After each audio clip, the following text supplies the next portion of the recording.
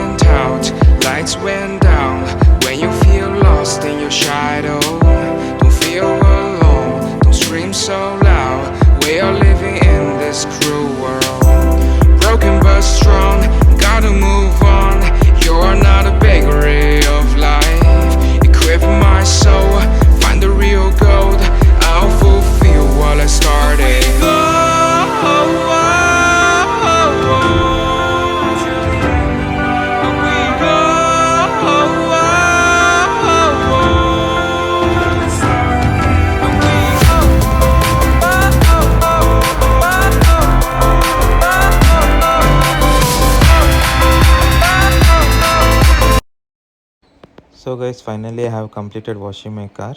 So I usually take out my car for a round after washing. So guys, I'm going to end this video now. If you like this video, please do like, comment, share and subscribe. Thank you for watching.